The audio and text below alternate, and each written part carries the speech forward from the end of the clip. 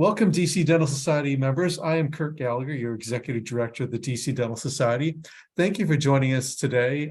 We created this short webinar series to ensure that members are aware of the benefits that are afforded to DCDS members, and so you can take advantage of those benefits. This session is intended to be interactive, so please feel free to ask questions of our presenters. If you're not speaking, we ask you to mute yourself to allow any broadcast, so we don't broadcast background noise that may be distracting for the presentation.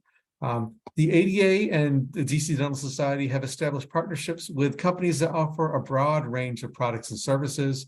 You and your practice can save hundreds and even thousands of dollars using these special pricing and services offered by partner companies.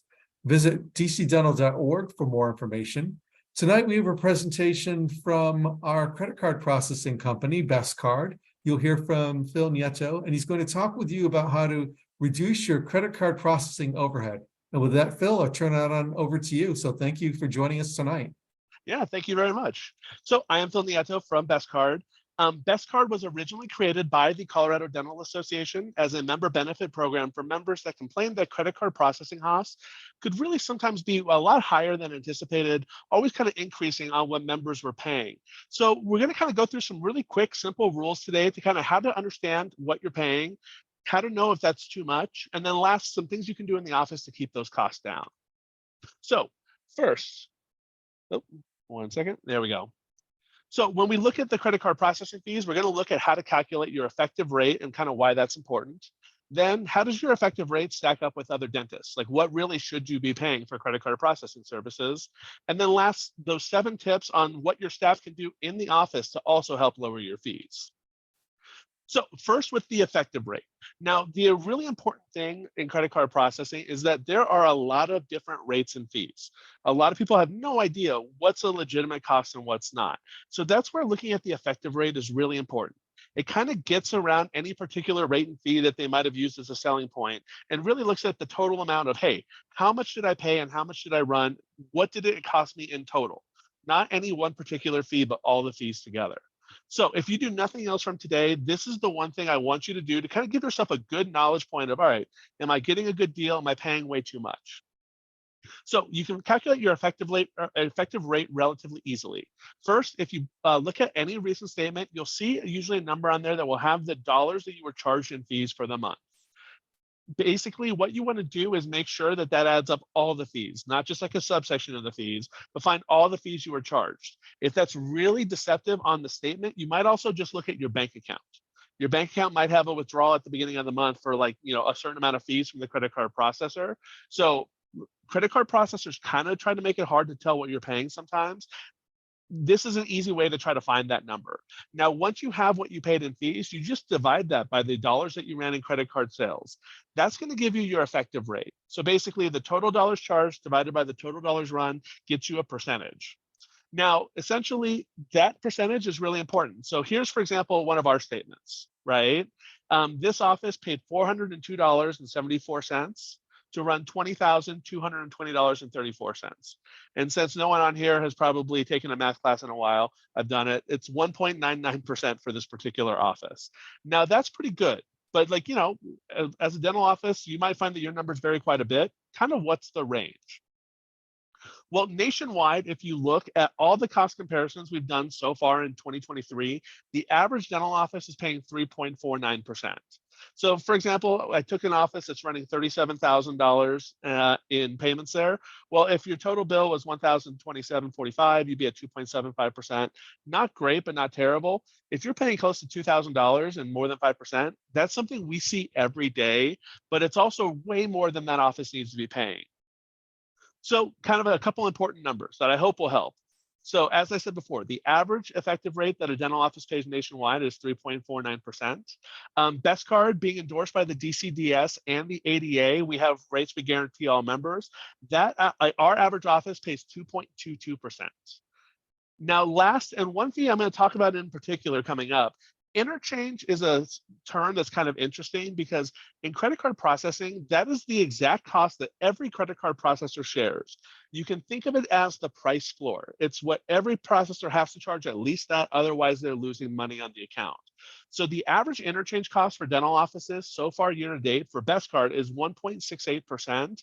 And that would be the same for any credit card processor. We work with thousands of offices nationwide. So interchange is kind of one of those things that, because that price is shared, working around that is where different credit card processors compete. But also there are things you can do to lower that interchange cost that we'll really dive into at the last part of the presentation. So the reason why this is important and why the effective rate is important is that, this can be difficult to kind of tell what you're paying for when you look at your statements. Sometimes they're hard to read. Sometimes they're not showing like the exact cost for all these different things, but kind of giving you like big round numbers. You might be on interchange plus pricing where they pass through that interchange and then the plus is the rate that, you pay the processor. You might be on a flat rate where basically all cards run at a flat rate of 3.4%. Each of those has the same underlying cost, but not necessarily what they're charging you. What you get charged can vary a lot. So understanding what you're paying for is kind of one of the first steps to saving money. And while we could go into a whole long spiel about the different types of pricing, at the end of the day, if you look up online or just take my word for it, how to get the best deal, you want to ask for interchange plus pricing. Basically, because they're not taking the risk that they could be losing money on your account, you're going to be able to get the lowest possible rate. Best Card, through our endorsement from the DCDS and the ADA, offers interchange plus 0.3% and 0 per transaction. Essentially, we pass through the direct cost that all credit card processors pay, and then we make $30 for every $10,000 that the dental office runs in credit cards. The average credit card processor makes about 1.8%. So that really does make a big difference, because at the end of the day, what we're all paying to the card brands is the same. What we're paying to the processor changes. This method has the most transparency, so you can see what you're paying to who. With Best Card in particular, we guarantee this pricing for the life of our accounts. We save the average dental office about $5,516 per year on this pricing. And really truly, from small offices to DSOs, there is no situation where this won't be, the best way to get a good, consistent deal on your credit card processing costs. So even if you're not using us, that is a good tip to just ask for that interchange plus rate. Now, we've talked about interchange and how important that is because it's the shared costs that all credit card processors have. There are things that your staff can do in the office to lower that interchange cost. So say, for example, that you've already renegotiated with your processor and gotten a great deal. These are additional ways that you can save money. So you remember when I said before that the average Best Card office pays an effective rate of 2.22%? Well, on that same pricing, I have offices that pay 1.1% in all their rates and fees because they're really lucky in the types of cards their patients choose to pay with, and they're really good at following these 7 tips. So these 7 tips are a great thing to share with anyone at your office that takes credit card payments. And I believe they'll be listed, in addition to this video, they'll be listed with like a PDF so that you can print it out really easily to share with your staff. So the first of these 7 tips is huge. Encourage the use of debit cards. Now, when I say debit cards, you don't have to put in a PIN number. Your credit card machine will automatically know it's a debit card. But anytime you take a card, the machine knows exactly what type of card you're taking. So, when you take that payment, a lot of debit cards will run a 0.05% interchange cost. That's a $5 charge if you were running a $10,000 payment. A high-end rewards card for that same card could cost 2.2%.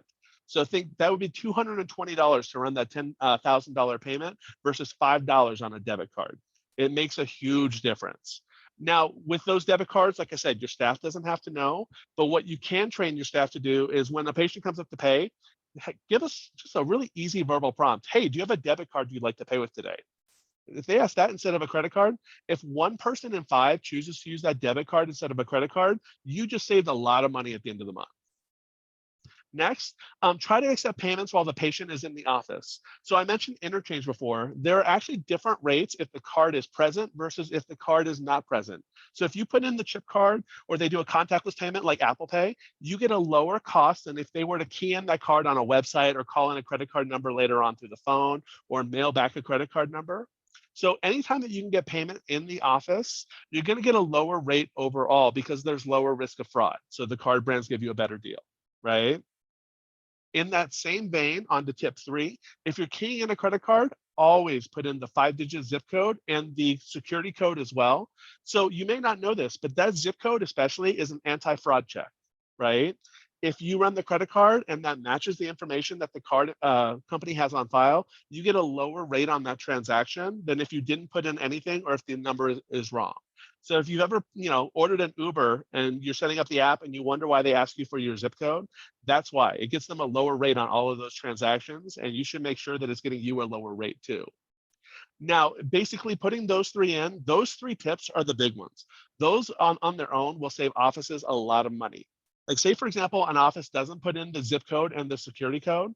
You could have cards that would normally be running at around 2% keyed in, run at more than 3% in like that direct interchange cost. So once again, if we're talking about every $10,000, that's more than $100 difference to your bottom line, right? Now, other tips that can kind of help. So HSA and flex spending cards are usually debit cards. So encouraging their use is not only good for your bottom line, but it also helps your patients because it's a tax advantage spending for them. So anytime that someone wants to use HSA or flex, you want them to do that too. Next, insurance payments. This is on the opposite side. So insurance payments can sometimes be issued as a virtual credit card. And unfortunately, those tend to be some of the most expensive card types that you will ever accept in the practice. A lot of those cards that run at more than 2.5%.